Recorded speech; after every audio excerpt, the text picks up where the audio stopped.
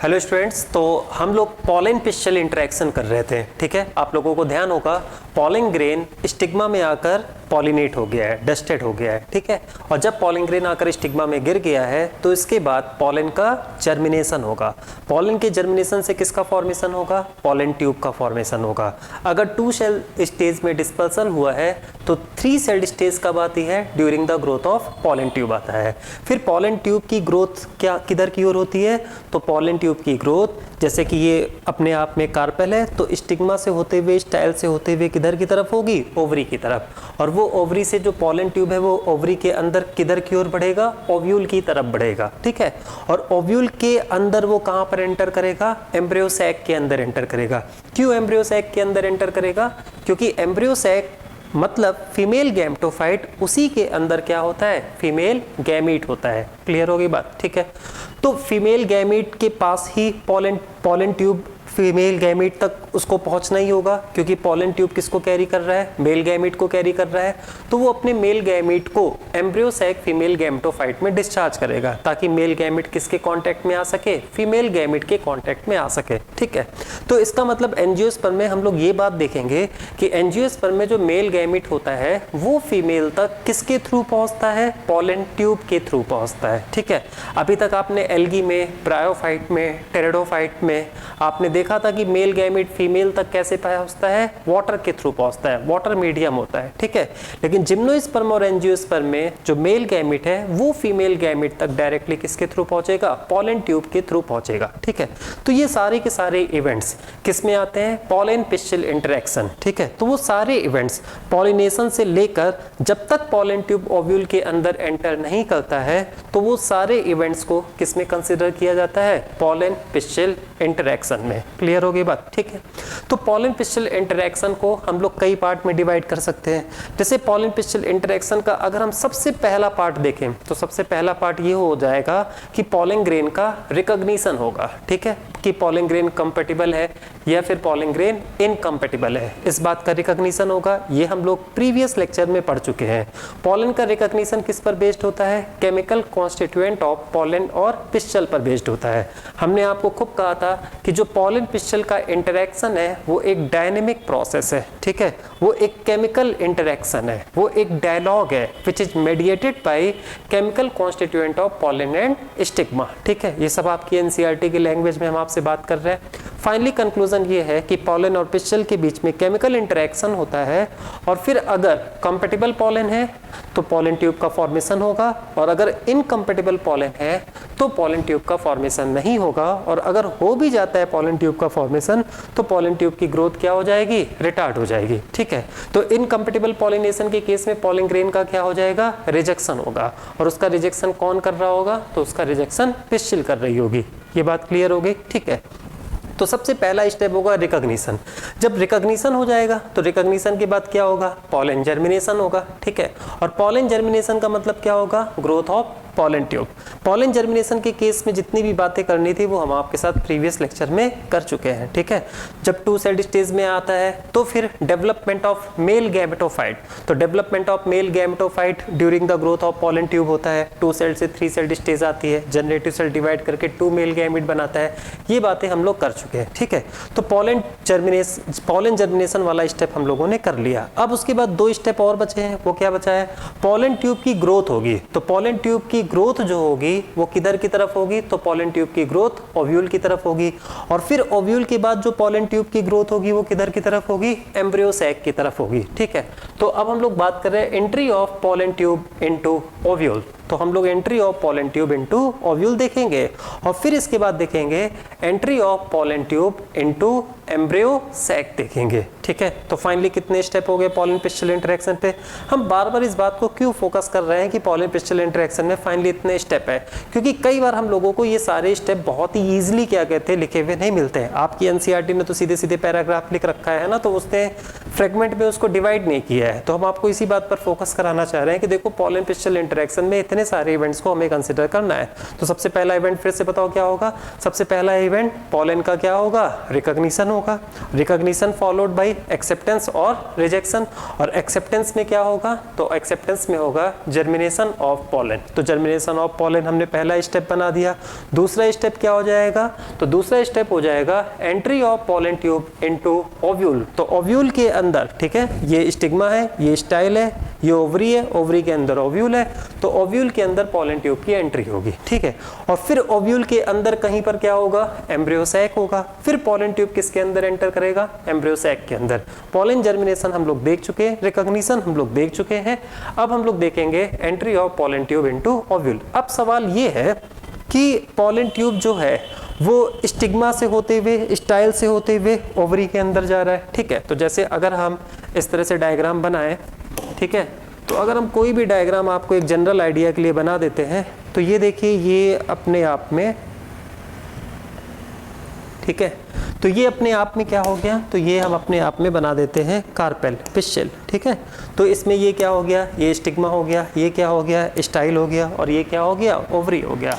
और ओवरी के अंदर क्या होगा, तो ओवरी के अंदर जैसे अगर हमने बना दिया, तो ये ओवरी के अंदर क्या है, ओव्यूल है, ठीक है।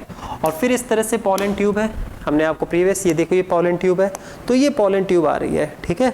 और ये पॉलन ट्यूब आएगी और इस तरह से किसके अंदर एंटर करेगी, तो पॉलन ट्यूब ओव्यूल के अंदर क्या करेगी, एंटर करेगी, ठीक है।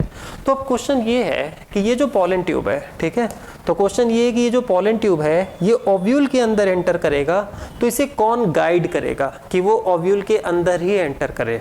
आपको ये ध्यान होगा, हमने आपको ऑब्ट्यूरेटर के बारे में बताया है, ठीक है। तो जब हम आपको मेगा स्पोरेंजियम पढ़ा रहे थे, ओव्यूल पढ़ा रहे थे, तो हमने आपको कई स्पेशल पॉइंट्स बताए थे, जिसमें हमने आपको कैरेंकल बताया था, जिसमें हमने आपको एरिल बताया था, जिसमें हमने आपको ऑब्ट्यूरेटर बताया था, ठीक है। तो ये कई सारी स्ट्रक्चर्स हमने आपको बताया था, ठीक है। आपको ऑब्ट्यूरेटर के बारे में याद होगा, ऑब्ट्यूरेटर के बारे में हमने आपको क्या कहा था, ऑब्ट्यूरेटर के बारे में हमने कहा था कि प्लेसेंटा या फिर फ्यूनिकल में, प्लेसेंटा या फिर फ्यूनिकल में कुछ स्मॉल हेयर लाइक फिलामेंट्स होते हैं, जिन्हें क्या कहते हैं, ऑब्ट्यूरेटर कहते हैं। और वो पॉलन ट्यूब को गाइड करते हैं ताकि पॉलन ट्यूब किधर की ओर बढ़े या किस में एंटर करे, ताकि पॉलन ट्यूब जो है वो ओव्यूल में एंटर करे। तो पॉलन ट्यूब की एंट्री ओव्यूल में हो, इसको कौन गाइड करेगा, तो इसको कौन गाइड करेगा, ऑब्ट्यूरेटर। और ऑब्ट्यूरेटर क्या होता है, ये हम प्रीवियस लेक्चर्स में आपको बता चुके हैं कि ऑब्ट्यूरेटर फिलामेंट्स लाइक स्ट्रक्चर होती है, या तो फ्यूनिकल में होती हैं और या तो कहाँ होती हैं, प्लेसेंटा में होती हैं, ठीक है। अच्छा एक बात ध्यान रखना, अब यहाँ पर आप लोग कंफ्यूज मत होना, ठीक है, क्योंकि ये ऑब्ट्यूरेटर पर सवाल कम पूछा गया है, एक क्वेश्चन बहुत ज्यादा पूछा गया है, तो उससे कंफ्यूज ना होना। क्वेश्चन ये है कि जब पॉलन ट्यूब एम्ब्रियो सैक के अंदर एंटर करेगा, मतलब पॉलन ट्यूब जब ओव्यूल के अंदर एम्ब्रियो सैक में एंटर करेगा, तो एम्ब्रियो सैक में बहुत सारी सेल है। एम्ब्रियो सैक में आपको हमने एग ऑपरेटस के बारे में बताया है, एम्ब्रियो सैक में हमने आपको एंटीपोडल्स के बारे में बताया है, चैलजल एंड की तरफ एंटीपोडल होता है, माइक्रोपाइलर एंड की तरफ एग ऑपरेटस होता है, ये सारी बातें हम आपको बता चुके हैं, आपको ध्यान है ना, ठीक है। तो अब क्वेश्चन ये है कि जो पॉलन ट्यूब है वो एंटीपोडल में एंटर करेगा, ठीक है, या पॉलन ट्यूब एग ऑपरेटस की तरफ एंटर करेगा। तो पॉलन ट्यूब किधर की तरफ एंटर करेगा, कॉमन सेंस वाली बात है कि पॉलन ट्यूब एग ऑपरेटस की तरफ एंटर करेगा, ठीक है। तो अगर आपको ध्यान है, तो जैसे आपको याद है ना, ये एग ऑपरेटस था, ठीक है, और ये क्या है, तो ये अपने आप में ये एंटीपोडल है, और ये क्या है, एग ऑपरेटस है। और ये इस तरह से क्या हो गया, ये माइक्रोपाइलर एंड हो गया, और ये कौन सा एंड हो गया, तो ये माइक्रोपाइलर एंड हो गया, और ये चैलेजल एंड हो गया, ठीक है। हम बात कर रहे हैं पॉलन ट्यूब की एंट्री की, तो पॉलन ट्यूब किधर की तरफ एंटर करेगा, तो ये देखो ये पॉलन ट्यूब किधर की तरफ एंटर करेगा, तो पॉलन ट्यूब एंटीपोडल में ना जाकर या कहीं और ना जाकर पॉलन ट्यूब किस में एंटर करेगा, एग ऑपरेटस में एंटर करेगा। तो एग ऑपरेटस में साइनर्जिड्स भी होती हैं, और हमने आपको बताया है कि साइनर्जिड्स में क्या होते हैं, तो आपको ध्यान होगा, हमने आपको बताया था कि साइनर्जिड में फिलीफॉर्म ऑपरेटस होते हैं। तो साइनर्जिड्स में क्या होते हैं, फिलीफॉर्म ऑपरेटस होते हैं, और ये फिलीफॉर्म ऑपरेटस पॉलन ट्यूब को गाइड करते हैं ताकि पॉलन ट्यूब किसके अंदर एंटर करे, साइनर्जिड के अंदर एंटर करे, ठीक है। आपको पता है ये जो पॉलन ट्यूब हमने यहाँ से बनाई है, तो ये पॉलन ट्यूब आपको पता है कि हमेशा माइक्रोपाइल से अगर आएगी तो उसको एग ऑपरेटस तुरंत मिलेगा। कई बार पॉलन ट्यूब, अभी हम आगे वाली स्लाइड में बताएंगे, कई बार पॉलन ट्यूब जानते हो क्या होता है, तो कई बार पॉलन ट्यूब इस तरह से चैलेंजल एंड से भी एंटर करता है, ठीक है। तो जरूरी नहीं कि वो हमेशा माइक्रोपाइल से एंटर करे, अगर वो चैलेंजल एंड से भी एंटर करेगा तब भी एंटीपोडल में नहीं जाएगा, और वो किधर की तरफ आएगा, तो पॉलन ट्यूब किधर की तरफ ग्रो करेगा, एम्ब्रियो सैक की तरफ ग्रो करेगा। मतलब हम आपसे कंडीशन बता रहे हैं कि अगर ये वाली कंडीशन है माइक्रोपाइल से आ रहा है तब भी वो एम्ब्रियो सैक में एंटर करेगा, और अगर वो चैलेंजल एंड से आएगा तब भी वो एम्ब्रियो सैक के अंदर एंटर करेगा। कई बार पॉलन ट्यूब साइड से एंटुगमेंट से भी आ सकता है, अगर एंटुगमेंट से भी आएगा तब भी वो किस में एंटर करेगा, तब भी वो एग ऑपरेटस में एंटर करेगा, ठीक है। तो पॉलन ट्यूब एग ऑपरेटस में ही एंटर करेगा, एंटीपोडल में एंटर नहीं करेगा, सेंट्रल सेल में एंटर नहीं करेगा। तो इस बात को कौन डिसाइड करेगा, तो इस बात को डिसाइड करेगा साइनोजिड में मौजूद फिलीफॉर्म ऑपरेटस। कौन डिसाइड करेगा, साइनोजिड में मौजूद फिलीफॉर्म ऑपरेटस। तो फिलीफॉर्म ऑपरेटस पॉलन ट्यूब को गाइड करते हैं ताकि वो किस में एंटर करे, एग ऑपरेटस में एंटर करे, ठीक है। अब ऑप्ट्यूरेटर एक दूसरी बात है कि जब ये स्टिग्मा स्टाइल से ओवरी के अंदर आ गया तो फिर ओव्यूल किधर है, ठीक है। इस बात को कौन गाइड करेगा, तो इस बात को गाइड करेगा ऑप्ट्यूरेटर, ठीक है। तो यहाँ पर देखो ये क्या लिखा हुआ है, ऑप्ट्यूरेटर, तो ऑप्ट्यूरेटर गाइड करेगा। तो अब आपके सामने दो क्वेश्चन है। पहला क्वेश्चन ये कि पॉलन ट्यूब जो ओव्यूल में एंटर करेगा उसकी गाइडिंग कौन करेगा, तो उसको गाइड कौन करेगा, ऑप्ट्यूरेटर। और जब पॉलन ट्यूब ओव्यूल के अंदर एंटर करेगा, ओव्यूल के अंदर एम्ब्रियो सैक में एंटर करेगा, तो एम्ब्रियो सैक की एंट्री में उसको गाइड कौन करेगा, तो एम्ब्रियो सैक की एंट्री में उसको गाइड कौन करेगा, फिलीफॉर्म ऑपरेटस करेगा। वो अभी हमने नेक्स्ट स्लाइड में लिख रखा है, ठीक है। तो वो हम तब उस पॉइंट के बारे में फिर से बात करेंगे जब पॉलन ट्यूब की एंट्री एम्ब्रियो सैक में कराएंगे, ठीक है। तो अभी आपको समझ में आ गया क्या हुआ है, पॉलन ग्रेन यहाँ पर आया है, जर्मिनेट किया है, पॉलन ट्यूब का फॉर्मेशन हुआ है, पॉलन ट्यूब की ग्रोथ हुई है, और पॉलन ट्यूब की ग्रोथ के बाद पॉलन ट्यूब की ग्रोथ के समय 3 सेल्ड स्टेज आ चुकी है। अगर 2 सेल्ड स्टेज में डिस्पर्सल हुआ है, अब पॉलन ट्यूब किस में एंटर करेगा, ओव्यूल में एंटर करेगा, और उसको गाइड कौन करेगा, ऑप्ट्यूरेटर गाइड करेगा। ऑप्ट्यूरेटर होता क्या है, तो ऑप्ट्यूरेटर प्लेसेंटा में या फ्यूनिकल में मौजूद फिलामेंट्स लाइक क्या होती है, स्ट्रक्चर्स, हेयर्स लाइक स्ट्रक्चर होती है। Finally the pollen tube enters in the ovary at that time ovules become mature। कह रहे ओव्यूल मैच्योर हो गया है, ठीक है। तो यहाँ पर ओव्यूल की मैच्योरिटी का मतलब क्या है, तो यहाँ पर ओव्यूल की मैच्योरिटी का मतलब ये है कि उसके अंदर प्रॉपर फीमेल गैमेटोफाइट का फॉर्मेशन हो चुका है, ठीक है। Inside the ovary obturator guides the, तो ओवरी के अंदर कौन है, ऑप्ट्यूरेटर है, और ऑप्ट्यूरेटर ही गाइड करेगा passage of pollen tube towards the micropyle. आगे बात समझ में आप लोगों को, ठीक है। तो ये तो आसान सा था, हो गया। अब हम लोग आगे, अब mature ovule in which embryo sac is also matured, ठीक है। तो अभी देखो हमने थोड़ी देर पहले बताया, हमने आपको थोड़ी देर पहले बताया कि ये जो मैच्योर कह रहे हैं, तो इनके मैच्योर कहने का जो रेफरेंस है वो क्या है, तो इनके मैच्योर कहने का रेफरेंस ये है कि इसके अंदर एम्ब्रियो सैक क्या हो चुका है, मैच्योर हो चुका है, also matured, has 3 parts for the entry of pollen tube. अब ये कह रहे हैं कि ओव्यूल के अंदर जो पॉलन ट्यूब की एंट्री, मतलब ये तो कह रहे हैं mature ovule in which embryo sac is also matured, इसको आप चाहो तो ब्रैकेट में कर सकते हो, ठीक है। तो अभी हमने आपको पहले ही बताया था कि एक मैच्योर ओव्यूल का रेफरेंस क्या है, मैच्योर ओव्यूल का रेफरेंस ये है कि in which embryo sac has also been matured, जिसके अंदर एम्ब्रियो सैक मैच्योर हो चुका है। तो वो कह रहे हैं कि उस ओव्यूल के अंदर पॉलन ट्यूब 3 रास्ते से, 3 तरीके से एंटर कर सकता है, has 3 paths for the entry of pollen tube. आप कंफ्यूज मत होना, आप इस लाइन को थोड़ी देर के लिए हटा दो। A mature ovule has 3 paths for the entry of pollen tube. एक मैच्योर ओव्यूल के अंदर पॉलन ट्यूब की एंट्री के लिए कितने पाथ होते हैं, 3 पाथ होते हैं। अभी हमने आपको डायग्राम में बताया कहाँ कहाँ से एंटर कर सकता है, तो अभी हमने आपको डायग्राम में बताया या तो माइक्रोपाइल से एंटर कर सकता है, या चैलेंजल एंड से एंटर कर सकता है, या फिर एंटोगमेंट्स की तरफ से एंटर कर सकता है, ठीक है। तो 3 पाथ होते हैं एंट्री के। अगर वो माइक्रोपाइलर एंड से पॉलन ट्यूब एंटर करता है तो उसे क्या कहते हैं, पोरोगैमी कहते हैं, ठीक है। In this pollen tube enters into the ovule through the micropyle. तो अगर कहां से एंट्री होगी, तो अगर माइक्रोपाइल से एंट्री होगी तो उसे क्या कहा जाएगा, पोरोगैमी। तो इट इज नोन एज, तो इसको क्या कहते हैं, इसे कहते हैं पोरोगैमी। मोस्ट ऑफ द एंजियोस्पर्म में क्या होगा, पोरोगैमी होगा। जैसे कैप्सेला को यहाँ पर काफी रेफरेंस बनाया गया है, तो कैप्सेला में क्या होगा, पोरोगैमी होगा। It is found in the most of the angiosperm, तो मोस्ट ऑफ द एंजियोस्पर्म में क्या होगा, पोरोगैमी होगा। कैप्सेला में क्या होगा, पोरोगैमी होगा, ठीक है।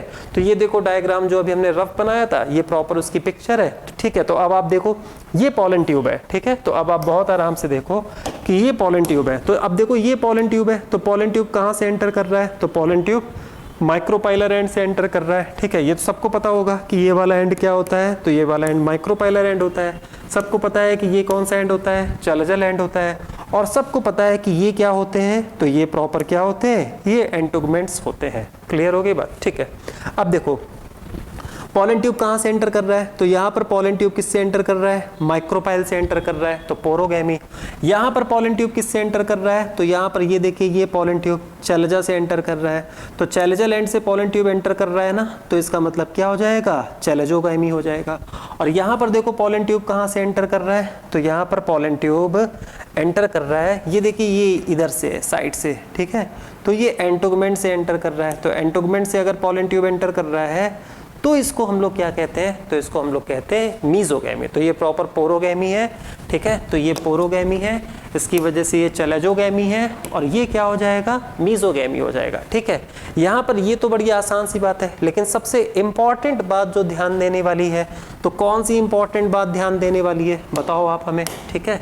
तो इंपॉर्टेंट बात जो ध्यान देने वाली है कि पॉलन ट्यूब एंटर चाहे जहां से करे, ठीक है, एंटर चाहे जहां से करे, ओव्यूल के अंदर जब वो पहुंच जाता है, ठीक है, तो एम्ब्रियो सैक में जब उसे एंटर करना है, तो एम्ब्रियो सैक में वो हमेशा किधर से एंटर करता है। अब जैसे एम्ब्रियो सैक में आप दो भाग देखिए, एम्ब्रियो सैक में ये क्या है, तो एम्ब्रियो सैक में ये एंटीपोडल सेल्स है, ठीक है। ये क्या है, तो ये प्रॉपर एग ऑपरेटस है, और ये क्या है, सेंट्रल सेल है, पोलर न्यूक्लियाई है, ठीक है। तो अब आप देखो यहां से पोरोगैमी से भी वो किस में एंटर किया, एग ऑपरेटस में। चैलेंजोगैमी से भी आया तो एंटीपोडल से में एंटर नहीं किया, चैलेंजोगैमी से भी आया तो कहाँ एंटर किया, एग ऑपरेटस में। और जब वो एंटोगमेंट से आया तब भी देखो उसने सेंट्रल सेल में एंटर नहीं किया, एंटर उसने किधर किया, एंटर उसने क्या किस में किया, एग ऑपरेटस में ही एंटर किया, ठीक है। तो पॉलन ट्यूब ओव्यूल के अंदर तो किस तीन रास्तों में से किसी भी रास्ते से आ सकता है, लेकिन जब वो एम्ब्रियो सैक के अंदर एंटर करेगा तो फिर उसका एक ही बात है, एम्ब्रियो सैक के अंदर उसकी एंट्री सिर्फ और सिर्फ कहाँ से है, तो उसकी एंट्री सिर्फ और सिर्फ एग ऑपरेटस से है, ठीक है। जहां पर साइनर्जिड्स होंगी और जहां पर क्या होगा, दो साइनर्जिड होती हैं, एक एक्सेल होता है, उन्हीं तीनों को मिलाकर क्या बोलते हैं, एग ऑपरेटस बोलते हैं। और जानते हो ऐसा क्यों है, तो ऐसा इस वजह से भाई कि उसका जो साइनर्जिड होता है ना, उसकी साइनर्जिड में फिलीफॉर्म ऑपरेटस होते हैं ना, फिंगर लाइक प्रोजेक्शन होते हैं, ठीक है। और वो पॉलन ट्यूब को गाइड करते हैं, ठीक है। एक साइनर्जिड डीजनरेट होती है, तो डीजनरेट होकर वो केमिकल को रिलीज करता है, तो केमिकल का रिलीज ना तो एंटीपोडल करेगा ना तो सेंट्रल सेल करेगा, केमिकल का रिलीज कौन करेगा, एग ऑपरेटस की कोई एक डीजनरेटिंग साइनर्जिड कर रही होती है, ठीक है। तो एक डीजनरेटिंग सिनर्जिड्स केमिकल्स को रिलीज करेगा और पॉलन ट्यूब केमिकल की तरफ अट्रैक्ट होता है। इसी वजह से पॉलन ट्यूब की ग्रोथ को कीमोट्रॉपिक भी कहते हैं। क्या कहते हैं, कीमोट्रॉपिक। ये सारे पॉइंट्स जितने हम आपसे बोल रहे हैं इसको सिर्फ सुनिए और समझिए, सारी स्लाइड पे सारे पॉइंट्स लिखे हुए हैं, ठीक है। तो आप सिर्फ सुनते रहा करो, इस बात को लेकर कभी टेंशन मत लिया करो कि ये पॉइंट लिख ले हम, ठीक है, वो आपको स्लाइड में प्रॉपर लिखा मिल जाएगा। अब देखो चैलेंजोगैमी, तो समझ गए, in this method pollen tube enter into the ovule through chalaza.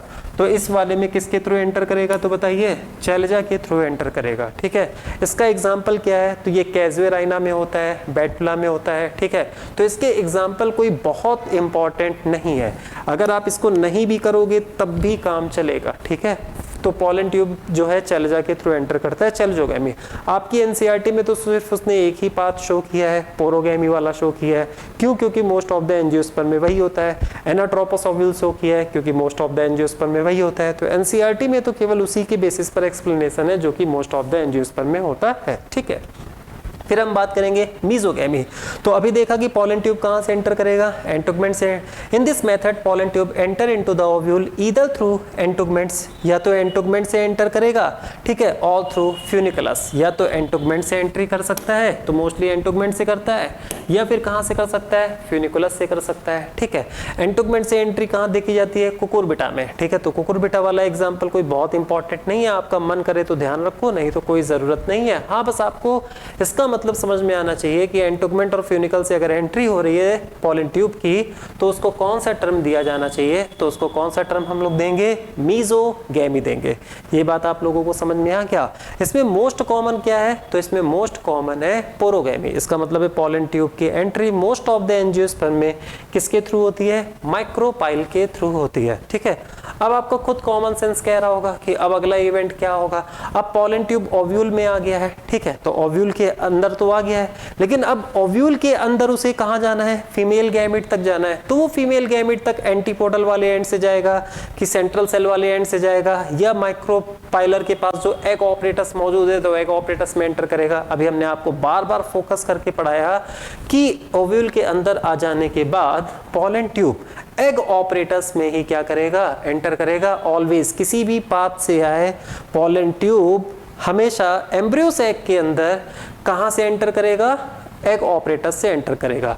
तो entry of pollen tube into embryo sac, pollen tube can enter into the ovule through any one of the passage, है ना, ovule के अंदर तो वो किसी भी passage से एंटर कर सकता है, but inside the embryo sac, ठीक है, तो ये इंपॉर्टेंट पॉइंट है, inside the embryo sac, embryo sac के अंदर it enters only through the egg apparatus, ये सिर्फ एग ऑपरेटस से ही क्या करेगा, एंटर करेगा, ठीक है।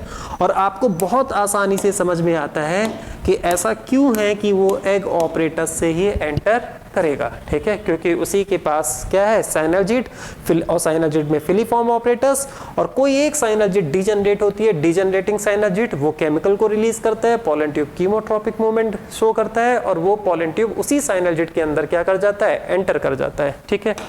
तो next, after the entrance inside the ovule, ovule के अंदर एंटर कर गया, it grows towards the egg apparatus, egg apparatus की तरफ ग्रो करेगा, because synergid cell secrete the chemical, ठीक है, साइनर्जिड सेल्स जो होती हैं वो केमिकल्स हार्मोन को सिक्रीट करेगा, which attract the growth of pollen tube, वो पॉलन ट्यूब की ग्रोथ को क्या करेगा, अट्रैक्ट करेगा। कीमोट्रोपिक मूवमेंट इंडिकेट हो गया, it means pollen tube shows, इसका मतलब ये हुआ कि पॉलन ट्यूब कौन से मूवमेंट को शो करता है, तो इसका मतलब ये हुआ कि पॉलन ट्यूब कीमोट्रोपिक मूवमेंट को शो करता है, ठीक है, और साइनर्जिड ही यहाँ पर किसको रिलीज करेगा, केमिकल्स को रिलीज करता है, ठीक है। तो हमने आपसे कहा था ना, जितनी बातें हम बोल रहे हैं वो आगे आने वाली स्लाइड में लिखा हुआ है।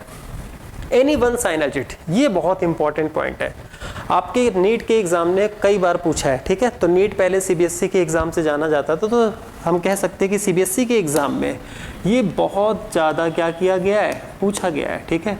तो ये पॉइंट अपने आप में काफ़ी इंपॉर्टेंट है। क्या है, क्वेश्चन क्या है, पॉलन ट्यूब एम्ब्रियो सैक के अंदर, ठीक है, एग ऑपरेटस में एंटर करता है, ये तो सबको समझ में आ गया। अब एग ऑपरेटस में भी किस सेल में एंटर करेगा, देखो एग ऑपरेटस में कितनी सेलें होती हैं, 3 सेलें, 2 साइनर्जिड होती हैं और एक एग सेल, एक फीमेल गैमेट होता है, ठीक है।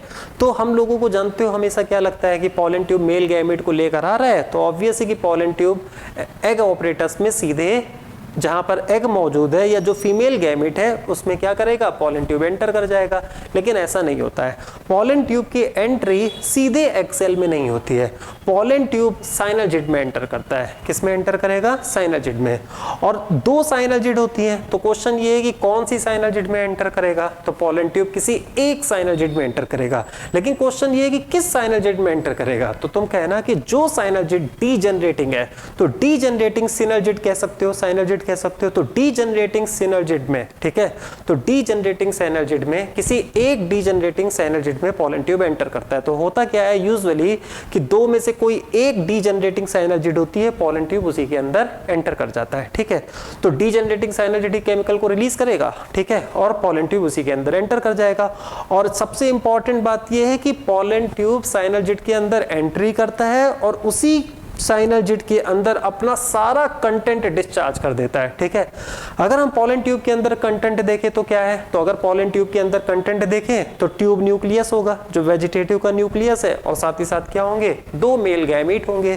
तो डीजनरेटिंग साइनर्जिड के अंदर ही ट्यूब न्यूक्लियस भी डिस्चार्ज हो जाएगा और दोनों मेल गैमेट भी क्या हो जाएंगे, डिस्चार्ज हो जाएंगे। तो आपसे जानते हो नीट ने क्या काफी पूछा है, उसने ये पूछा है कि बताओ पॉलन ट्यूब मेल गैमेट को कहाँ रिलीज करता है, तो डीजनरेटिंग साइनर्जिड में, any one of the degenerating synergid में, ठीक है। तो मेल गैमेट कहां पर रिलीज होते हैं, एग में ना होकर डीजनरेटिंग साइनर्जिड में रिलीज होते हैं, और किसी एक डीजनरेटिंग साइनर्जिड में रिलीज होते हैं, ठीक है। अब जैसे ही क्या होता है कि साइनर्जिड के अंदर, ठीक है, तो अब इमेजिन करो, अगर हम लोग इमेजिन करें इस तरह से, अब इसका डायग्राम हम लोग देख भी लेंगे, तो जैसे ये फीमेल गैमेटोफाइट है, ठीक है, और ये फीमेल गैमेटोफाइट है, ये एक्सेल है, और ये 2 साइनर्जिड है, ये पोलर न्यूक्लियाई हो गए, और ये 3 क्या हो गए, ये 3 एंटीपोडल हो गए, ठीक है। तो कोई एक डीजनरेटिंग साइनोजिड के अंदर पोलन ट्यूब, ये फिलीफॉर्म ऑपरेटस हो गया, तो ये हमने फिलीफॉर्म ऑपरेटस बना दिया, और ये एक किसी डीजनरेटिंग साइनोजिड के अंदर पोलन ट्यूब एंटर कर गया और पोलन ट्यूब एंटर किया, ठीक है। अब ये जो डीजनरेटिंग साइनोजिड है ना, हम चाहे तो इसके शेप को थोड़ा सा क्या कर सकते हैं, बिगाड़ सकते हैं, ताकि आपको ये समझ में आए कि एक साइनोजिड क्या हो रही है, डीजनरेट हो रही है, ठीक है, ताकि आपको समझ में आए कि एक साइनोजिड डीजनरेट हो रही है। और पोलन ट्यूब जो है ये अपने क्या कहते हैं, न्यूक्लियस को इसी के अंदर क्या करेगा, ट्यूब न्यूक्लियस इसी के अंदर डिस्चार्ज हो जाएगा। साइनोजिड का एक न्यूक्लियस ऑलरेडी मौजूद है, और साथ ही साथ जो पोलन ट्यूब अपने साथ 2 मेल गैमीट को लेकर आएगा, तो 2 मेल गैमीट भी क्या हो जाएंगे, डिस्चार्ज हो जाएंगे, ठीक है। अब क्या होता है कि साइनोजिड के अंदर 2 बड़े बड़े न्यूक्लियस नजर आते हैं। देखो मेल गैमेट तो प्रॉपर सेल है, साइनोजिड के अंदर 2 मेल गैमेट रिलीज हो गए, वो एक अलग बात है, लेकिन साइनोजिड का एक न्यूक्लियस नजर आएगा, एक ट्यूब न्यूक्लियस का न्यूक्लियस प्रॉपर नजर आएगा, ठीक है। तो ये 2 आपको डेंस कलर्ड स्ट्रक्चर्स नजर आएंगी, एक्चुअल में 2 न्यूक्लियस नजर आएंगे। एक न्यूक्लियस किसका होगा, पोलन ट्यूब के अंदर जो ट्यूब न्यूक्लियस है, और दूसरा न्यूक्लियस साइनोजिड का होगा, ठीक है। तो वो जो 2 न्यूक्लियस नजर आते हैं उसको एक्स बॉडी कहते हैं। यहाँ पर आपको 2 डार्क कलर की स्टेन्ड स्ट्रक्चर्स नजर आती हैं, जिन्हें क्या कहते हैं, एक्स बॉडी कहते हैं। तो अब समझ में आया कि यहाँ पर 2 एक्स बॉडी नजर आने का मतलब क्या है, यहाँ पर ट्यूब का न्यूक्लियस भी नजर आता है बड़ा सा, और क्या नजर आता है, और खुद क्या कहते हैं, साइनोजिड का, डीजनरेटिंग साइनोजिड का न्यूक्लियस नजर आता है। Any one साइनोजिड starts degenerating when the pollen tube comes near the egg apparatus। जैसे ही egg apparatus के पास आएगा तो कोई any one, बार बार हम कह रहे हैं any one, कोई एक साइनोजिड डीजनरेट होने लगेगी। Pollen tube enters into the embryo sac through degenerating synergid. तो पोलन ट्यूब किसी एक डीजनरेटिंग साइनोजिड से क्या करेगा, एंटर करेगा। When tip of the pollen tube enters the embryo sac, जैसे ही एम्ब्रियो सैक के अंदर पोलन ट्यूब एंटर करेगा तो उसमें स्वेलिंग होगी, और स्वेलिंग क्यों होगी, क्योंकि एंड ऑस्मोसिस होगा। केमिकल्स को वो क्या करेगा, तो केमिकल्स को जो डीजनरेटिंग साइनोजिड केमिकल को रिलीज करेगा, वो केमिकल को एब्जॉर्ब करेगा। फिर उसके अंदर जैसे केमिकल एब्जॉर्ब हो जाएगा तो आपको पता है उसके अंदर जो ऑस्मोटिक कंसंट्रेशन है वो बढ़ जाएगी, तो एंड ऑस्मोसिस होगी, फूलेगा और फट जाएगा, और अपना सारा कंटेंट किसको रिलीज कर देगा, डीजनरेटिंग साइनोजिड को। तो when tip of the pollen tube enters into the embryo sac, vegetative nucleus degenerate, the tip of the pollen tube swell, tip of the pollen tube swell हो जाएगा एंड बस्ट, एंड ऑस्मोसिस हो जाएगी after reaching inside the embryo sac. अब देखो क्या होगा, जैसे ही इसके अंदर 2 न्यूक्लियस रिलीज हो जाएंगे, ट्यूब न्यूक्लियस रिलीज हो जाएगा, सिनर्जिड का न्यूक्लियस रिलीज हो जाएगा, और फिर उसके बाद क्या हो जाएगा कि ट्यूब न्यूक्लियस कुछ समय के बाद क्या हो जाएगा, डीजनरेट हो जाएगा। इवन साइनोजिड का भी न्यूक्लियस कुछ समय के बाद क्या हो जाएगा, डीजनरेट हो जाएगा, सेल डीजनरेट हो जाएगी, और जो 2 मेल गैमीट है उसमें से एक मेल गैमीट किधर चला जाता है, एग सेल की तरफ, और दूसरा मेल गैमीट किसको फ्यूज करने चला जाता है, तो इन पोलर न्यूक्लियाई या फिर पोलर न्यूक्लियाई के फ्यूजन से जो सेकेंडरी न्यूक्लियस बनता है उसको फ्यूज करने चला जाता है। वो भी हम लोग डबल फर्टिलाइजेशन में देख लेंगे। अभी सिर्फ अपने दिमाग में एक बेसिक ये बनाओ कि सबसे पहले पोलन ट्यूब डीजनरेटिंग साइनोजिड के अंदर एंटर किया, उसमें एंड ऑस्मोसिस होगी, पोलन ट्यूब का जो टिप है वो फट जाएगा, और दोनों न्यूक्लियस डीजनरेटिंग साइनोजिड में क्या हो जाएंगे, रिलीज हो जाए, मतलब डीजनरेटिंग साइनोजिड में दोनों मेल गैमेट रिलीज हो जाएंगे, ठीक है। फिर डीजनरेटिंग साइनोजिड में ही ट्यूब न्यूक्लियस का न्यूक्लियस रिलीज रहेगा, साइनोजिड का न्यूक्लियस रिलीज रहेगा, तो दोनों न्यूक्लियस आपको एक्स बॉडी के फॉर्म में नजर आएंगे, ठीक है। फिर कुछ समय बाद डीजनरेटिंग साइनोजिड पूरी तरह से डीजनरेट हो जाएगी, और जो ट्यूब न्यूक्लियस है वो भी क्या हो जाएगा, डीजनरेट हो जाएगा।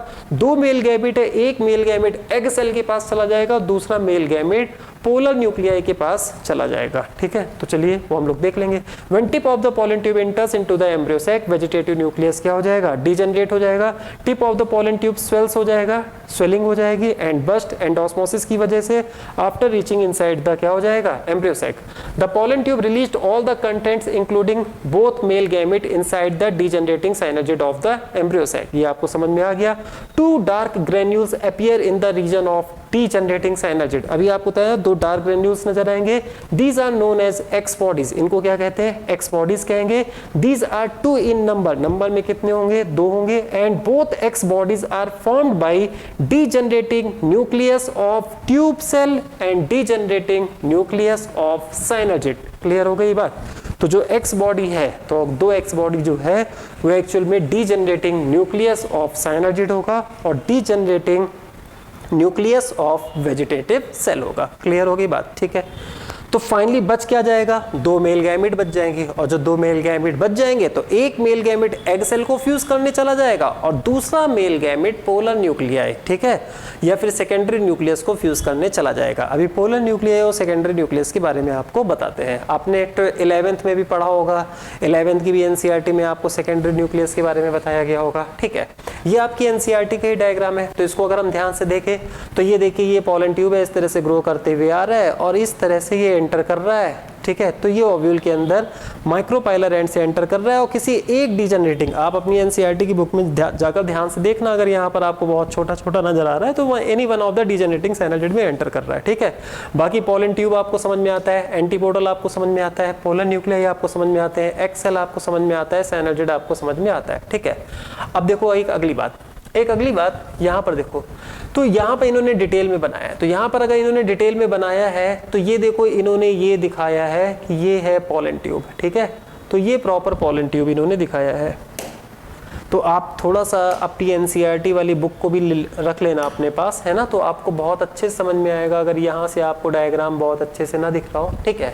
तो ये देख रहे हो, ये फिलीफॉर्म ऑपरेटर्स है, फिंगर लाइक है ना, ये डिजेनरेटिंग साइनोजिड आपको नजर आ रहा है, ये दोनों मेल गैमीट है, तो ये किसके अंदर एंटर कर रहा है, तो डिजेनरेटिंग साइनोजिड के अंदर क्या कर रहा है, एंटर कर रहा है, ठीक है। तो ये साइनोजिड की सेल है, ये साइनोजिड की सेल है, ये उसका क्या हो जाएगा, ये उसका न्यूक्लियस हो जाएगा। आप इस पूरे को सेल समझना, ठीक है। तो ये पूरी क्या हो जाएगी, सेल हो जाएगी, और ये उसके क्या हो जाएंगे, ये फिलीफॉर्म क्या हो जाएंगे, ऑपरेटर्स हो जाएगा।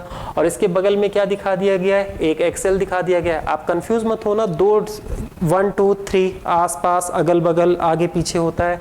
तो अगर आपको एक तरफ से देखने को मिलेगा ना तो आपको 2 ही सेलें नजर आएंगी, तो इन्होंने बगल में एक्सेल बना दिया है, ठीक है। अब ये वाली सेल, बड़ी सी सेल जो होती है वो सबको पता है वो कौन सी सेल होती है, सेंट्रल सेल होती है। सेंट्रल सेल में 2 न्यूक्लियस होते हैं जिसको पोलर न्यूक्लियस कहते हैं, ठीक है। अब देखो क्या होता है कि ये देखो मेल गैमेट दिखा रहा है, ये जो एग सेल है ये एग सेल है, ठीक है। तो एग सेल के अंदर एक मेल गैमेट एंटर कर गया, तो देखो ये मेल गैमेट आप अपनी एनसीईआरटी में देखना, एक मेल गैमेट तो देखो एग सेल में उन्होंने एंटर करते हुए दिखा दिया है, और दूसरा मेल गैमेट देखो यहां से होते हुए बाहर जा रहा है। तो दूसरा मेल गैमेट देखो यहां से होते हुए बाहर का मतलब कहां जा रहा है, सेंट्रल सेल की तरफ जा रहा है, ठीक है। तो एक मेल गैमेट तो प्रॉपर कहां चला गया, तो एक male gamete proper egg cell के पास चला जाएगा, और दूसरा मेल गैमेट किधर की ओर जा रहा है। तो देखो दूसरे मेल गैमेट को आप एनसीईआरटी की बुक में देखना, आपको लगेगा कि एक वेसिकल बन गई है और दूसरा मेल गैमेट बाहर निकल के किधर की तरफ जा रहा है, सेंट्रल सेल की तरफ जा रहा है, ठीक है। आपको पता है ना पोलर न्यूक्लियाई क्या होते हैं, पहले 2 पोलर न्यूक्लियस होते हैं। जब मेल गैमेट पोलर न्यूक्लियस के पास पहुंच रहा होता है तो दोनों पोलर न्यूक्लियाई फ्यूज हो जाते हैं। तो देखो यहाँ पर 2 पोलर न्यूक्लियाई अलग अलग दिखाया गया है, यहाँ पर दोनों पोलर न्यूक्लियाई को क्या होते हुए दिखा दिया गया है, फ्यूज होते हुए दिखा दिया गया है। और जब ये पोलर न्यूक्लियाई फ्यूज हो जाते हैं ना, तो जब ये 2 पोलर न्यूक्लियाई फ्यूज हो जाते हैं तो बाद में बनाते हैं डिप्लॉयड सेकेंडरी न्यूक्लियस। तो यही पोलर न्यूक्लियाई आफ्टर फ्यूजन, तो आफ्टर फ्यूजन ये क्या बना देते हैं, ये 2n डिप्लॉयड सेकेंडरी न्यूक्लियस। और इसी न्यूक्लियस को हम लोग क्या कह देते हैं, तो इसी न्यूक्लियस को हम लोग कह देते हैं सेकेंडरी न्यूक्लियस। और इसी सेकेंडरी न्यूक्लियस के साथ कौन जाकर फ्यूज हो जाता है, तो इसी सेकेंडरी न्यूक्लियस के साथ मेल गैमेट जाकर क्या हो जाता है, फ्यूज हो जाता है, ठीक है। तो मेल गैमेट हैप्लॉइड होता है, सेकेंडरी न्यूक्लियस डिप्लॉयड होता है। तो मेल गैमेट और सेकेंडरी न्यूक्लियस फ्यूज होकर एक न्यूक्लियस बनाते हैं, उसको बोलते हैं प्राइमरी एंडोस्पर्म न्यूक्लियस 3n, ठीक है। तो उसकी ट्रिप्लॉइडी 3n हो जाती है, वो ट्रिप्लॉइड हो जाता है, 3n हो जाता है, ठीक है। ये अभी हम डबल फर्टिलाइजेशन में आपको डिटेल में बताएंगे, ठीक है। ये अभी हम आपको एक हल्का सा एक लाइटली आइडिया दे रहे हैं ताकि आपके दिमाग में पूरी कहानी क्या हो जाए, बहुत अच्छे से क्लियर हो जाए। तो एक मेल गैमेट तो पोलर न्यूक्लियाई के पास चला जाएगा, वो पोलर न्यूक्लियस जो इनिशियली अलग अलग होते हैं, जब मेल गैमेट पास आता है तो दोनों पोलर न्यूक्लियाई क्या हो जाते हैं, फ्यूज होके सेकेंडरी न्यूक्लियस बना देते हैं। और एक मेल गैमेट इसी सेकेंडरी न्यूक्लियस से फ्यूज होगा, प्राइमरी एंडोस्पर्म न्यूक्लियस बनेगा, और central cell primary endosperm cell बना लेगी जो आगे चलकर एंडोस्पर्म बनाएगा, ठीक है। और जो एक मेल गैमेट बचा है वो किसको फ्यूज करता है, वो फीमेल गैमेट को फ्यूज करता है। तो इस तरह से फ्यूजन कितनी बार होता है, 2 बार होता है। तो हम लोग यहाँ पर बोलते हैं डबल फर्टिलाइजेशन होता है। अभी आप बिल्कुल परेशान मत होना, डबल फर्टिलाइजेशन अभी हम आपको फिर से बताएंगे, ठीक है। अभी हमने आपको बेसिक आइडिया दिया। अब फाइनली आपके दिमाग में क्या कंक्लूजन है, देखो पूरा कंक्लूजन आपके दिमाग में। सबसे पहले पॉलन ग्रेन कहाँ आकर गिरा, स्टिग्मा में आकर गिरा, फिर पॉलन ट्यूब का फॉर्मेशन हुआ। अगर 2 सेड स्टेज में डिस्पर्सल हुआ है तो 3 सेड स्टेज कब है, during the growth of pollen tube. इसका मतलब उसके अंदर 2 मेल गैमेट है। अब वो 3 रास्ते से ओव्यूल के अंदर आ सकता है, ये तो माइक्रोपाइल से आ सकता है, या तो चैलेजा से आ सकता है, या तो इंटरमेंट से आ सकता है। ठीक है, मतलब मीजोगैमी हो सकती है, पोरोगैमी हो सकती है, चैलेजोगैमी होती है, लेकिन मोस्ट कॉमन क्या होती है, पोरोगैमी होती है, मतलब माइक्रोपाइल से एंटर करेगा। माइक्रोपाइल से जब वो एंटर करेगा, अच्छा ओव्यूल के अंदर एंटर करते समय ओवरी के अंदर जब ओव्यूल की तरफ बढ़ेगा तो उसको गाइड कौन करता है, ऑब्ट्यूरेटर। और ओव्यूल के अंदर पहुंचने के बाद जब वो एम्ब्रियो सैक के अंदर एंटर करता है तो उसको गाइड कौन करता है, तो उस समय उसको फिलीफॉर्म ऑपरेटर्स गाइड करते हैं जो कि साइनोजिड में मौजूद होते हैं। तो हमेशा पॉलन ट्यूब एम्ब्रियो सैक के अंदर कहां से एंटर करेगा, जिधर की तरफ से एग ऑपरेटस होगा। ठीक है, और एग ऑपरेटस में क्या होता है, तो 2 साइनोजिड होती है और एक एक्सेल होता है। तो किसी एक डिजेनरेटिंग साइनोजिड की तरफ क्या कर जाएगा, पॉलन ट्यूब बढ़ जाएगा, कीमोट्रोपिक मूवमेंट शो करेगा और अपने पूरे कंटेंट को क्या करेगा, किसी एक डिजेनरेटिंग साइनोजिड में क्या कर देगा, डिस्चार्ज करेगा। ठीक है, पॉलन ट्यूब जो होगा जैसे ही डिजेनरेटिंग साइनोजिड के अंदर एंटर करेगा तो उसका टिप क्या हो जाएगा, एंडोस्मोसिस की वजह से फूलेगा, फट जाएगा। ठीक है, फिर क्या होगा, उसका जो ट्यूब न्यूक्लियस होगा और जो साइनोजिड का न्यूक्लियस होगा वो डिजेनरेट होगा। तो डिजेनरेटिंग साइनोजिड जो होता है वो डार्क कलर के ग्रेन्यूल्स जैसे अपीयरेंस देंगे, तो उसको हम लोग क्या बोलेंगे, एक्स बॉडी बोलेंगे। ठीक है, फिर दोनों मेल गैमेट कहां डिस्चार्ज हुआ, डिजेनरेटिंग साइनोजिड में डिस्चार्ज हुआ। फिर एक मेल गैमेट किधर की तरफ बढ़ेगा, पोलर न्यूक्लियस की तरफ, और दूसरा मेल गैमेट किधर की तरफ बढ़ेगा, एग न्यूक्लियस की तरफ। ठीक है, तो जो एग न्यूक्लियस की तरफ बढ़ेगा वो एग के साथ फ्यूज होकर जाइगोट बना देगा, और जो दूसरा पोलर न्यूक्लियस की तरफ फ्यूज करेगा, बढ़ेगा, पोलर न्यूक्लियस की तरफ बढ़ेगा, तो वो पोलर न्यूक्लियस के साथ फ्यूज करेगा। पोलर न्यूक्लियस 2 होते हैं, जैसे ही मेल गैमेट उनसे फ्यूज होने वाला होता है तो पहले पोलर न्यूक्लियस आपस में फ्यूज होकर 2n बना देते हैं। ठीक है, और फिर मेल गैमेट के साथ फ्यूज हो जाएंगे तो 3n स्ट्रक्चर का फॉर्मेशन करेंगे, और वो जो 3n न्यूक्लियस बनेगा उसको PEN प्राइमरी एंडोस्पर्म न्यूक्लियस कहेंगे। ठीक है, और जो सेंट्रल सेल है उसको बोलेंगे प्राइमरी एंडोस्पर्म सेल बोलेंगे। तो जो 3n वाला पार्ट है वो एंडोस्पर्म चलकर बनाता है, और जो जाइगोट बना वो आगे चलकर क्या बनाता है, एम्ब्रियो बनाता है। एंडोस्पर्म जो होता है वो न्यूट्रिटिव टिश्यू होता है जो डेवलपिंग एम्ब्रियो को क्या करता है, नरिश करता है। 2 बार फर्टिलाइजेशन होता है तो इसको हम लोग डबल फर्टिलाइजेशन कहते हैं। ठीक है, ये सारी बातें अभी हम लोग फिर से थोड़ा सा और देखेंगे, हमारे दिमाग में अब पूरा बेसिक कॉन्सेप्ट क्या हो चुका होगा, क्लियर हो गया होगा। ठीक है, तो ठीक है, अब हम लोग इसके बाद किसकी बात करेंगे, डबल फर्टिलाइजेशन। तो यहां तक की बात आपको बहुत अच्छे से समझ आ गई होगी। ठीक है, तो एक छोटा सा ब्रेक लेते हैं, फिर हम लोग स्टार्ट करते हैं डबल फर्टिलाइजेशन। ठीक है स्टूडेंट्स, तो डबल फर्टिलाइजेशन करने से पहले आपकी एनसीईआरटी का एक पेज है, उसको हमने ओपन किया है ना।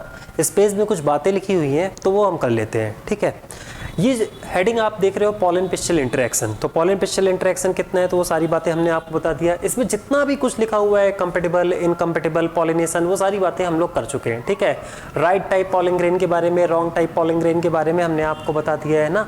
Acceptance followed by pollination followed by acceptance और रिजेक्शन ऑफ पॉलन ग्रेन, वो कैसे होता है वो सारी बातें बता चुके हैं। ये वाला जो डायग्राम है इसको भी हमने एक्सप्लेन कर दिया है। ठीक है, और ये देखिए ये एनसीईआरटी के जो डायग्राम है ये भी हमने आपको क्या कर दिए हैं, एक्सप्लेन कर दिए हैं। अब देखो ये बड़ा सा डायग्राम है, आपको कितनी आसानी से समझ में आ रहा होगा कि ये जो मेल गैमेट है वो डिजेनरेटिंग साइनोजिड के अंदर क्या कर रहे हैं, एंटर कर रहे हैं। तो ये सारी बातें आपको क्लियर हो गई हैं। ठीक है, फिर उसके बाद अगर पॉलिनेशन राइट टाइप है तो आगे चलकर पोस्ट पॉलिनेशन इवेंट होंगे, फर्टिलाइजेशन होगा। अगर पॉलिन रॉन्ग टाइप होगा तो पिस्टिल उसको रिजेक्ट कर देगी, ये बात आपको पता है। पॉलिन और पिस्टिल एक दूसरे को रिकॉग्नाइज कर पाते हैं तो ये किस पर डिपेंड करता है, तो दोनों के बीच में एक डायलॉग होता है जिसे हम लोग क्या कहते हैं, जिसे हम लोग केमिकल इंटरेक्शन कह सकते हैं। ठीक है, तो फिर interaction leading to recognition followed by acceptance rejection, ये जितनी बातें आपको समझ में आया। ठीक है, as mentioned following compatible pollination, अगर कंपेटिबल पॉलिनेशन हो जाएगा तो उसके बाद क्या होगा, ये सारी बातें आप बहुत इजीली क्या हो जाओगे, समझ जाओगे। ठीक है, pollen tube grows through the tissue of the stigma style. ठीक है, if pollination occurs at 2 said stage. ठीक है, अगर 2 सेड स्टेज में पॉलिनेशन हुआ है तो in such plant the generative cell divides and forms 2 male gamete during the growth of pollen tube. ये सारी बातें हमने आपको बता दिया है। ठीक है, एक बात देखो हमने उसको हाईलाइट किया हुआ है, वो बात वही हमने हाईलाइट किया हुआ है जो हम आपको समझाने की कोशिश कर रहे थे कि अगर आपसे पूछा जाए पॉलन पिस्टिल इंटरेक्शन में कौन कौन से इवेंट आते हैं, तो पॉलन पिस्टिल इंटरेक्शन में पॉलिनेशन होने से लेकर, ठीक है, जैसे ही पॉलन ग्रेन कहाँ पर आ गया, स्टिग्मा में, तो पॉलन ग्रेन जब स्टिग्मा में हो गया और बिफोर फर्टिलाइजेशन तक जितने भी इवेंट्स होते हैं,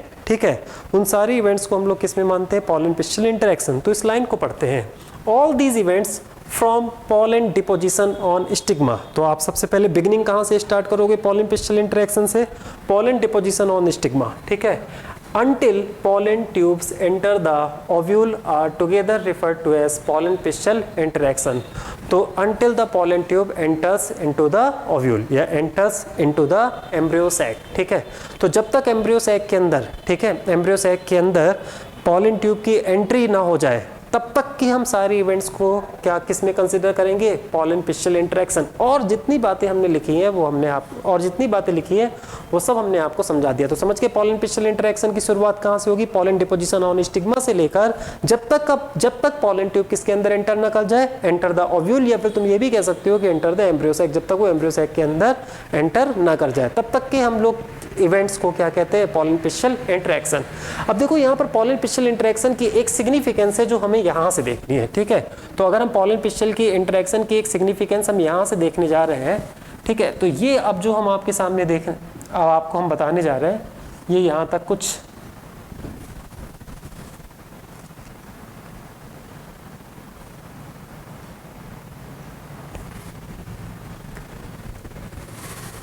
तो ये जो चीज़ हम आपको बताने जा रहे हैं इसको आप ध्यान देना, ठीक है।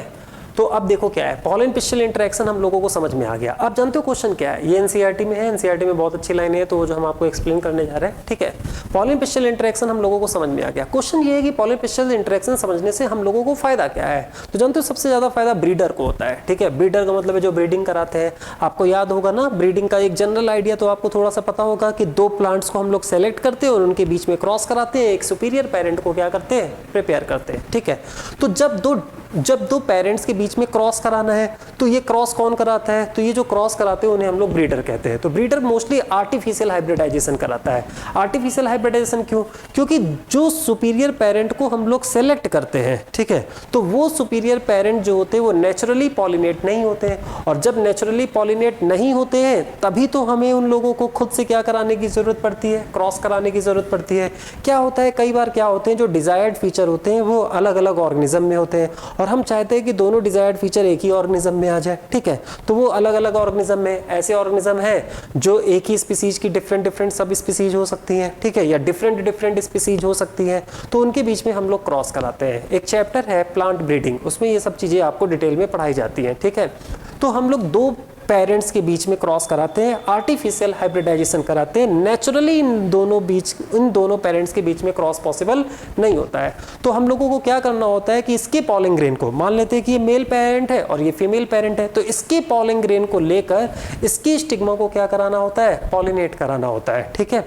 तो इसके लिए हम लोग कुछ टेक्निक्स का इस्तेमाल करते हैं। इसके लिए जो हम लोगों ने पॉलन पिस्टल इंटरेक्शन पढ़ रखा है, उसी पॉलन पिस्टल इंटरेक्शन को हम लोग एक्सप्लोर करते हैं। देखो कैसे, दरअसल हम लोगों ने ये बात ऑब्जर्व किया कि ये जो पॉलन ग्रेन होता है, ठीक है, तो पॉलन ग्रेन स्टिग्मा में इस वजह से जर्मिनेट होता है क्योंकि स्टिग्मा कुछ सोल्यूशन रिलीज करती है। जैसे हम लोगों ने मोस्टली ऑब्जर्व किया कि स्टिग्मा सुगरी सोल्यूशन रिलीज करती है, सुगरी सोल्यूशन को रिलीज करती है, और उसी सुगरी सोल्यूशन को एब्जॉर्ब करके पॉलन क्या करता है, जर्मिनेट करता है, पॉलन ट्यूब का फॉर्मेशन करता है, और इस तरह से पॉलन ग्रेन का एक्सेप्टेंस हो जाता है। आपको पता है इंटरेस्टिंगली ये काम हम लोगों ने लैब में किया। लैब में हम लोगों ने स्लाइड, कांच की स्लाइड होती है ना, तो लैब में कांच की स्लाइड में हम लोगों ने पॉलन ग्रेन को सुगरी सोल्यूशन में 10% शुगर सोल्यूशन में रखा। तो जब हम लोगों ने कांच की स्लाइड में 10% शुगर सोल्यूशन की ड्रॉप में पॉलन ग्रेन को रखा तो पॉलन ग्रेन वहां पर भी जर्मिनेट कर गया। अब बताओ, कांच की स्लाइड है, वो तो स्टिग्मा नहीं है, फिर भी पॉलन ग्रेन वहां पर क्या कर गया, जर्मिनेट कर गया, पॉलन ट्यूब का फॉर्मेशन होने लगा, ठीक है। इसका मतलब है कि पॉलन ट्यूब का जो जर्मिनेशन है वो किस पर बेस्ड हो रहा है, शुगर सोल्यूशन पर बेस्ड है, ठीक है। तो अगर सोचो दो प्लांट के बीच में अगर पॉलिनेशन नहीं हो सकता है, मान लेते कि इसका पॉलन ग्रेन से हम इसकी स्टिग्मा को पॉलिनेट कराएं, ठीक है, और इसकी स्टिग्मा को जब हम पॉलिनेट कराते हैं तो इसकी स्टिग्मा इसके पॉलन ग्रेन को एक्सेप्ट नहीं करेगा, तभी तो हम लोगों को आर्टिफिशियल हाइब्रिडाइजेशन कराना पड़ेगा।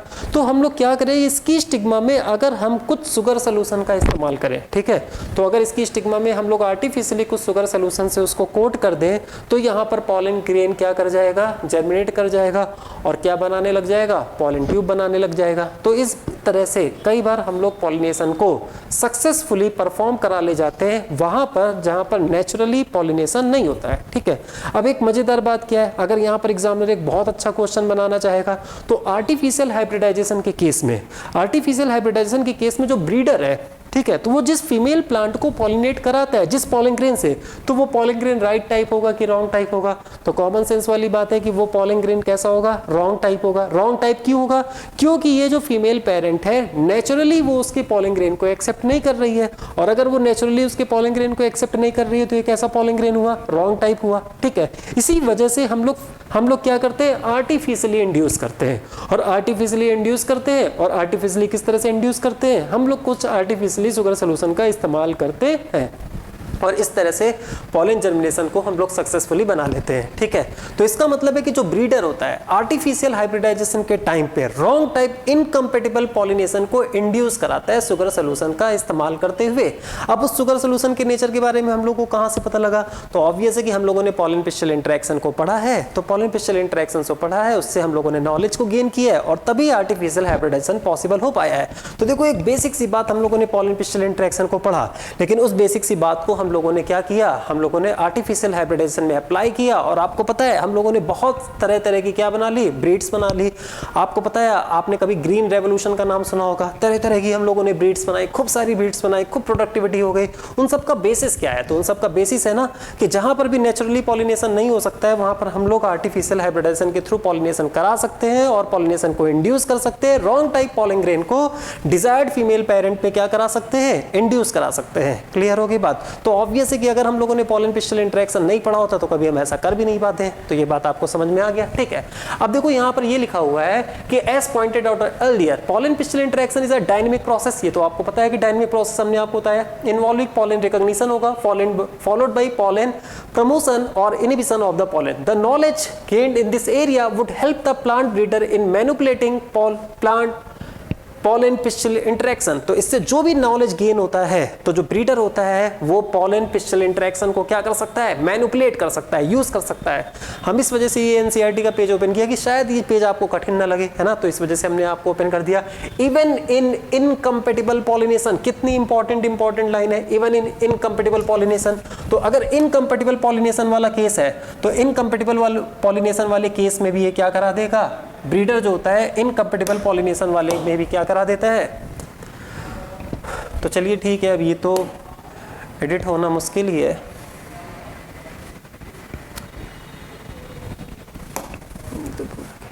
ठीक है। तो ये इनकम्पेटिबल पॉलिनेशन, तो एक इनकम्पेटिबल पॉलिनेशन पे भी हमने हाईलाइट कर दिया।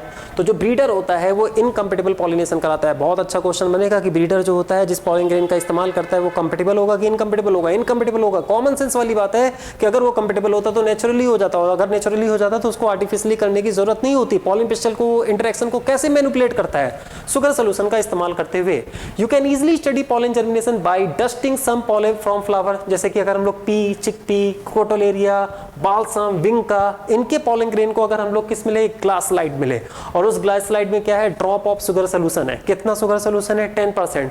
तो after about 50 to 30 minutes we observe the slide under the loop lens of the microscope, you are likely to see pollen tubes coming out of the pollen grain। तो अब देखो, अगर ग्लास की स्लाइड में आप 10% शुगर सॉल्यूशन का इस्तेमाल करा के पॉलन ट्यूब को इंड्यूस कर सकते हो, तो फिर हम लोग आर्टिफिशियल हाइब्रिडाइजेशन में incompatible wrong type pollen grain का इस्तेमाल करते हुए फीमेल पेरेंट को क्यों नहीं इंड्यूस कर सकते हैं कि वो पॉलन ग्रेन को क्या करे? एक्सेप्ट करे। ठीक है। आप लोगों को बात समझ में आ गई होगी। ठीक है। अब देखो कुछ बातें हैं। As you shall learn in the chapter on plant breeding, आपने नहीं पढ़ा होगा, आप चैप्टर 9 में प्लांट ब्रीडिंग में पढ़ोगे। Breeder is interested in crossing different species and of in genera. तो डिफरेंट स्पीसीज अभी हमने आपको बताया कि जो डिजायर्ड कैरेक्टर होते हैं ना वो डिफरेंट प्लांट को बिलोंग करते हैं, डिफरेंट स्पीसीज के प्लांट को बिलोंग करते हैं, डिफरेंट जीनस के प्लांट को बिलोंग करते हैं। तो उनके बीच में नेचुरली क्रॉस पॉलिनेशन नहीं होता है, तो फिर हम लोग वहां पर आर्टिफिशियल पॉलिनेशन को इंड्यूस करते हैं। Breeder is interested in crossing different species and of an genera to combine desirable character to produce commercially superior variety. Superior variety को प्रोड्यूस करना चाहता है, उसके लिए वो क्या करता है? आर्टिफिशियल हाइब्रिडाइजेशन करता है। Artificial hybridisation is one of the major approach of crop improvement programme. ठीक है।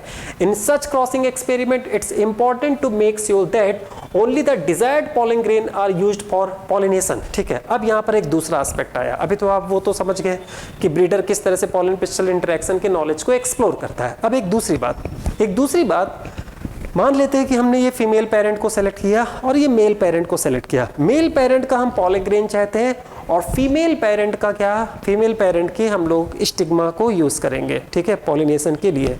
तो अब ब्रीडर क्या करेगा, इसके पॉलन ग्रेन को इसके पॉलन ग्रेन से इसकी स्टिग्मा को पॉलिनेट कराएगा, ठीक है।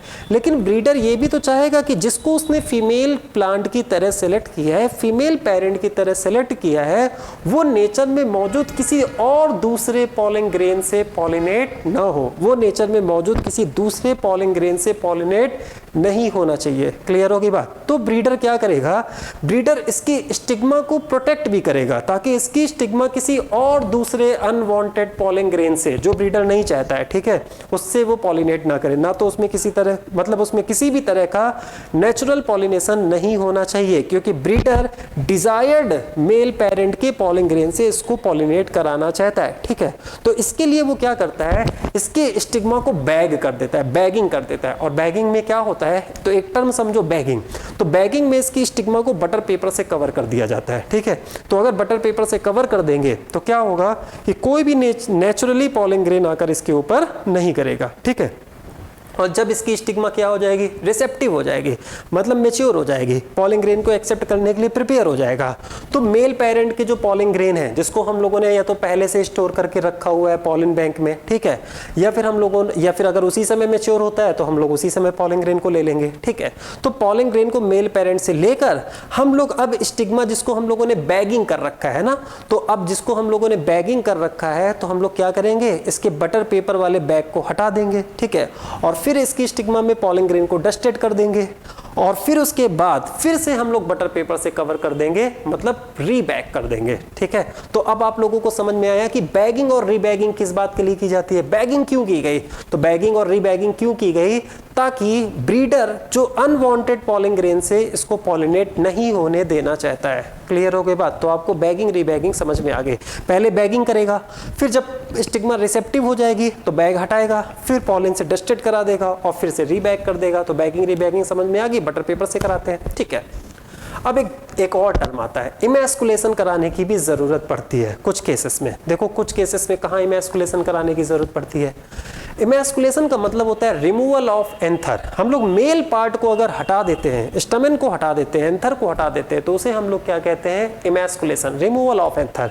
तो अगर तुम खुद से कॉमन सेंस का इस्तेमाल करो तो तुम्हारे भी दिमाग में समझ में आ जाएगा कि रिमूवल ऑफ एंथर करने की जरूरत क्यों पड़ेगी और कहाँ पड़ेगी। देखो क्या होता है, एक केस ऐसा है जिसको फीमेल पेरेंट की तरह उसने सेलेक्ट किया, ठीक है, जैसे हम इसको फीमेल पेरेंट की तरह सेलेक्ट कर रहे हैं, इस प्लांट को फीमेल पेरेंट की तरह सेलेक्ट कर रहे हैं। हो सकता है कि जिसे हमने फीमेल पेरेंट की तरह सेलेक्ट किया है, जिस ब्रीडर ने जिसे फीमेल पेरेंट की तरह सेलेक्ट करना चाहता है, हो सकता है कि वो खुद बाइसेक्सुअल फ्लावर हो, ठीक है।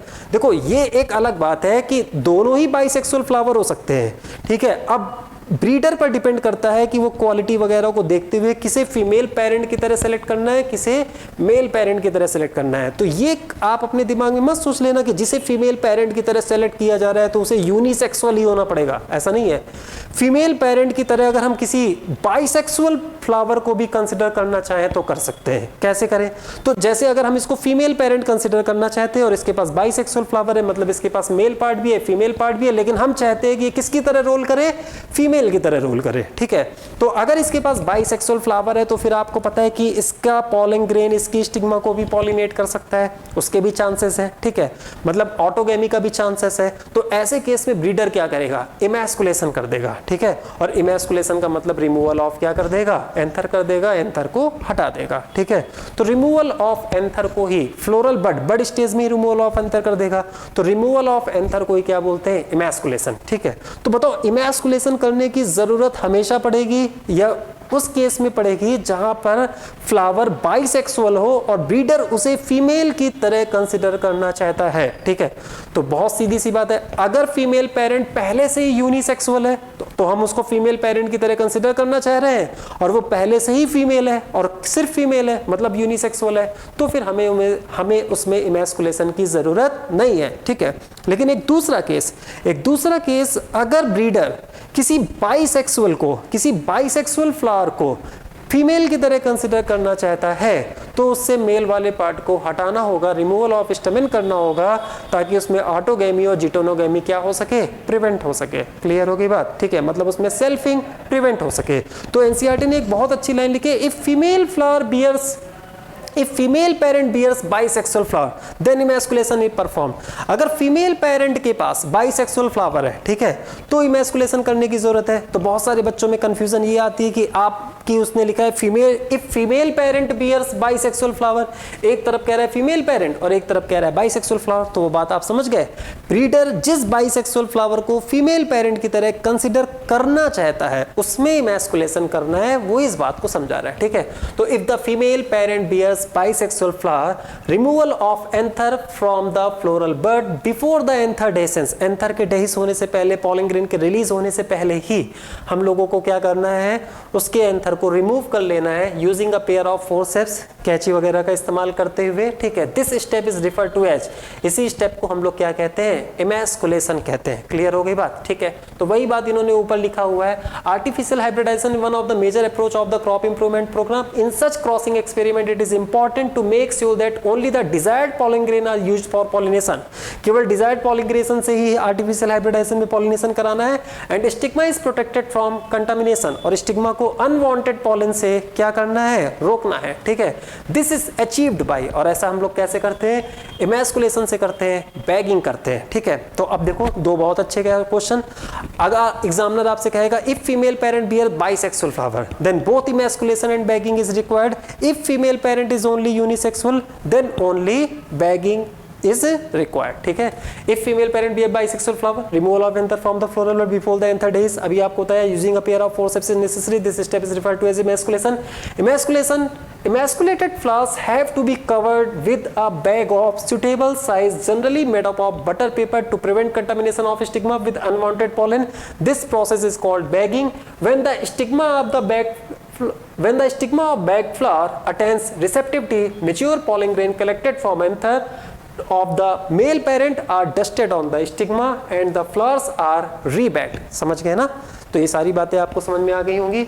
And the fruits allowed to develop, अब देखो वो बात जो हम आपसे कह रहे थे, if the female parent produces unisexual flower, ये सब बहुत इंपॉर्टेंट क्वेश्चन बन सकते हैं। अगर फीमेल पेरेंट यूनिसेक्सुअल फ्लावर को बेयर करता है तो उस केस में क्या होगा। तो अगर फीमेल पेरेंट यूनिसेक्सुअल फ्लावर को बेयर करता है तो इमैस्कुलेशन कराने की जरूरत नहीं है, क्योंकि आप फीमेल पेरेंट है, वो फीमेल की तरह कंसिडर कर रहे हो, इसका मतलब फीमेल पार्ट तो होगा ही। और फिर आप कह रहे हो वो यूनिसेक्सुअल है, मतलब सिर्फ फीमेल पार्ट है, तो उसमें इमैस्कुलेशन की जरूरत नहीं है, हाँ वहाँ सिर्फ bagging. If the female parent produces unisexual flower, there is no need for emasculation. The female flower buds are bagged before the flowers open. Flower की ओपनिंग से पहले ही बैगिंग कर दो ताकि अनवांटेड पॉलन ना आ पाए। When the stigma becomes receptive, जब वो रिसेप्टिव हो जाएगी, pollination is carried out using the desired pollen and the flower rebagged. और बाद में हम लोग फ्लावर को क्या कर देंगे, रीबैग्ड कर देंगे। आ गई बात आप लोगों को समझ में, ठीक है। तो आपको पूरा पॉलन पिस्टल हम उम्मीद कर रहे हैं कि बहुत अच्छे से समझ में आ गया होगा, ठीक है। सबसे पहले रिकॉग्निशन होगा, फिर एक्सेप्टेंस और रिजेक्शन होगा, फिर ठीक है, और उसमें पॉलन का जर्मिनेशन होगा। 2 सेड स्टेज में डिस्पर्सल हुआ है तो 3 सेड स्टेज आएगा। पॉलन ट्यूब जो होता है वो मीजोगैमी, पोरोगैमी, चैल्जोगैमी के थ्रू एंटर करेगा। मोस्ट ऑफ द एंजियोस्पर्म में पोरोगैमी के थ्रू एंटर करेगा। फिर उसके बाद एम्ब्रियो सैक के अंदर हमेशा आएगा, ऑपरेटर से एंटर करेगा, किसी एक डीजेनरेटिंग साइनोजेट के अंदर एंटर करेगा, वहीं पर दोनों मेल गैमेट को क्या करेगा, डिस्चार्ज कर देगा। डीजेनरेटिंग न्यूक्लियस ऑफ साइनोजेट और ट्यूब न्यूक्लियस एक्स बॉडी का अपीयरेंस देते हैं, वो एक जनरल फैक्ट है, ठीक है। और फिर जो दो मेल गैमेट है, एक जाकर सेकेंडरी न्यूक्लियस को फ्यूज करेगा, सेकेंडरी न्यूक्लियस जो पोलर न्यूक्लियाई के फ्यूजन से बनेंगे, और एक जाकर फीमेल गैमेट को फ्यूज करेगा। फीमेल गैमेट के फ्यूजन के बाद जाइगोट का फॉर्मेशन होगा, सेकेंडरी न्यूक्लियस के फ्यूजन के बाद प्राइमरी एंडोस्पर्म न्यूक्लियस का फॉर्मेशन होगा। क्लियर हो गई बात, ठीक है। 2 बार फर्टिलाइजेशन होता है तो इसे डबल फर्टिलाइजेशन कहते हैं। अभी हम और डिटेल में इसमें नेक्स्ट क्लास में बात करेंगे। बाकी पॉलन पिस्टल इंटरेक्शन का जो हम लोगों ने पढ़ रखा है उसको हम लोग एक्सप्लोर करते हैं, उसके नॉलेज को हम लोग आर्टिफिशियल हाइब्रिडाइजेशन में एक्सप्लोर करते हैं। Breeder incompatible wrong type pollen grain से स्टिग्मा को क्या कराता है, पॉलिनेट कराता है। तो उस केस में पॉलन पिस्टल इंटरेक्शन का जो केमिकल इंटरेक्शन है उसका नॉलेज हमारे लिए फायदेमंद साबित होता है। हम लोग 10% शुगर सोल्यूशन का इस्तेमाल करके अगर एक ग्लास स्लाइड में डिफरेंट पॉलन ग्रेन को पॉलिनेट करा सकते हैं तो क्यों नहीं हम लोग आर्टिफिशियल हाइब्रिडाइजेशन के केस में डिजायर्ड पॉलन ग्रेन से पॉलिनेशन करा सकते हैं। किसको? स्टिग्मा को। क्लियर हो गई बात? ठीक है। यहाँ पर जब आर्टिफिशियल हाइब्रिडाइजेशन कराया जाता है तो इमैस्कुलेशन और बैगिंग की जाती है। बैगिंग के बाद हम लोग रीबैगिंग भी करते हैं।